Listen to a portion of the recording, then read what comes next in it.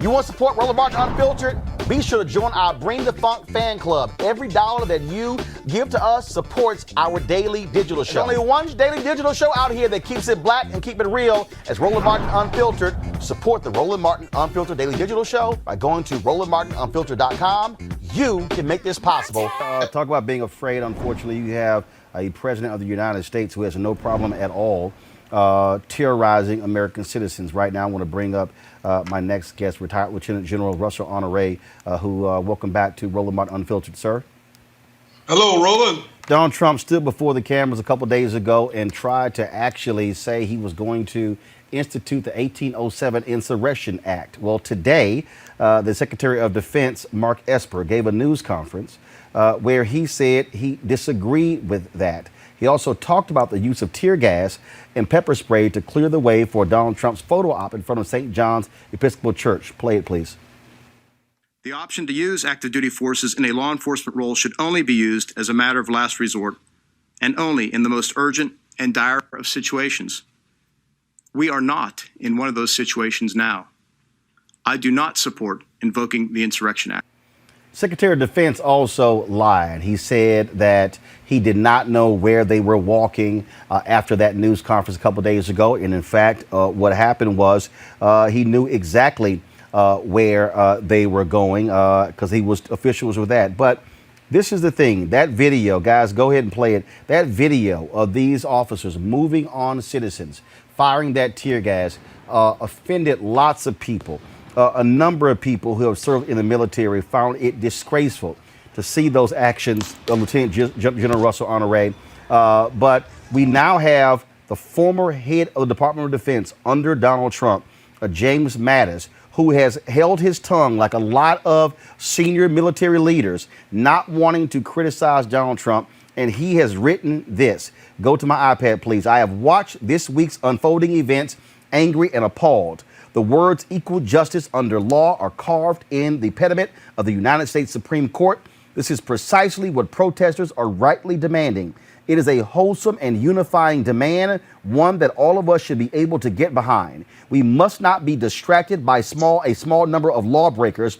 The protests are defined by tens of thousands of people of conscience who are insisting that we live up to our values as people and our values as a nation. We must reject and hold accountable those in office who would make a mockery of our Constitution. General, he then said, Donald Trump is the first president in my lifetime who does not try to unite the American people, who does not even pretend to try. Instead, he tries to divide us. We are witnessing the consequences of 3 years of this deliberate effort. We are witnessing the consequences of 3 years without mature leadership. We can unite without him, drawing on the strengths inherent in our civil society. This will not be easy, as the past few days have shown, but we owe it to our fellow citizens, to past generations that bled to defend our promise, and to our children. Then he contrasted American values with Nazi ideology. Quote, instructions given by the military departments to our troops before the Normandy invasion reminded soldiers that the Nazi slogan for destroying us was divide and conquer. Our American answer is in union there is strength. We must summon that unity to surmount this crisis, confident that we are better than our politics. That, Lieutenant General Russel Honore, is a significant upbraiding of the person, of the commander-in-chief, by a four-star general who served as his Secretary of Defense. Yeah, that's quite a compelling statement. I want to remind you, I said the same thing within a half hour after the photo op happened on CNN. Indeed. And at the time, what I saw, and I'll repeat here for your audience, I thought I was watching a rerun from something from Turkey, where dictators would use their army to attack their people. And I've said this more than one place, and I appreciate the eloquence for which General Mathis' comments were made. But I'll say it here again. We should never tell our police or our soldiers to shoot our own citizens. That should never come out of the mouth of any politicians, because that is the beginning of the end. When we tell uniformed people to shoot our own citizens. That's a crying shame. And I said it that night, and I'll say it again. The president don't know the Constitution, or you don't give a damn. And I also said, and I'll say it again, the Secretary of Defense and the Chairman of Joint Chiefs of Staff had no business being with the president. They need to get some distance from him, because he cannot be allowed to politicize the military. That will not happen. We cannot let it happen. And you've seen the Secretary of Defense try to walk this back, but he's got a long way to go, and we're all watching. And I'm just telling you, we're not going to let him drag the military into some political Donald Trump aberration of a democracy that looks like Turkey. It's not going to happen. General Honoré, I have not played the video the White House put out because I felt it was shameful and despicable. But I'm only going to play it right now for the purpose of this conversation. So guys, go to my iPad. General, to watch this video, no, kill the music. I don't want to hear that music. Kill the music. To watch this video and to see the chairman of the Joint Chiefs of Staff in uniform, kill the video, I'm done with it. To see him in uniform, walking behind this mess after what took place, that's an abomination. It is. And I was embarrassed for him as chairman of the Joint Chiefs of Staff, the man that's in charge of 2 million soldiers, sailors, airmen, and Marine, in charge of making sure and taking care of over 3,000 nuclear weapons and over 100,000 troops around the world and thousands of jet fighters.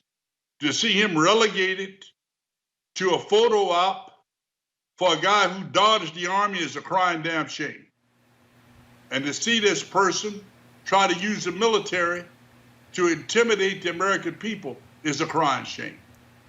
And as we talk, and I'd just like to say this because this is not in my space, we've got to win the Senate, and we got to hold the House, and you got to win the White House.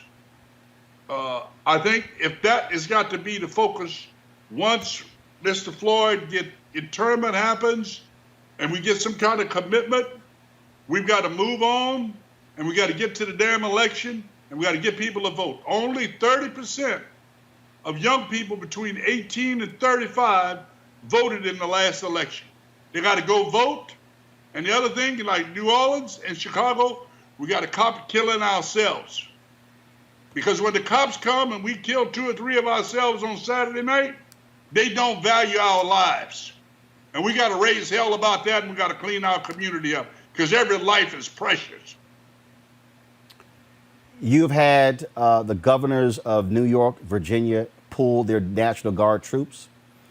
You've had a police department in Virginia pull their officers, saying they're not going to allow them to participate in that.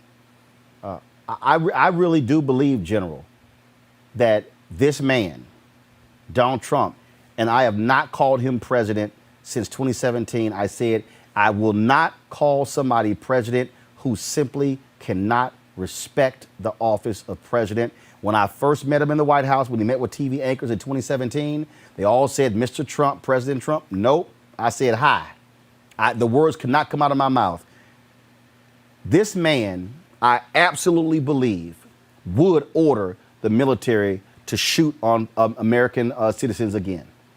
I believe he has no regard for anything or anybody other than himself, and he would do anything to get reelected again. And Republicans will say nothing to stop him. That is why we've got to keep him in check. I think the Secretary of Defense is ready to get fired if you have to, but he's not going to give that order. The Joint Chiefs is not going to give that order. So he keeps giving orders he cannot enforce. That being said, we as a people need to stay vigilant, make sure these laws get changed, and what the police do and how they handle and they get arrested. Just like if we get stopped and we break a law, we need to put a law out against this chokehold, and we need to go for the bigger prize. And that is to win the Senate. If we don't win the Senate, winning the House, the White House will be not as effective. We got to win the Senate and the House, and we got to get people to go vote. We got to be focused on all these issues. And if we're going to have a shot, now is the time to use this momentum we have across the country and around the world. We got global support on this, Roland. Yes, indeed. General Honoré, always a pleasure to have you on the show, sir. Thank you very much for your voice and leadership. Enjoy the program. Thank you. Thank you, All folks. right, folks, back to that Roland Martin Unfiltered video in just one moment.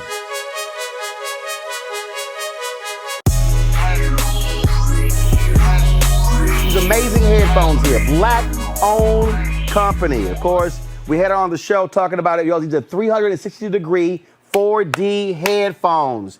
Gamers love them, but you can also talk. They're Bluetooth. The sound is amazing. I'm telling y'all, I got a lot of headphones. I really love these headphones. And so for our viewers, and let me tell y'all something. Y'all have been amazing supporting this Black-owned company. It's been great. Here's the code. If y'all want to buy these headphones or you want to buy the virtual reality headset that they have on sale, pull the code up, please. Use this code, RMVIP2020, RMVIP2020. Go to Ceek.com, Ceek.com. See, y'all, we support Black-owned businesses here. That's what we do.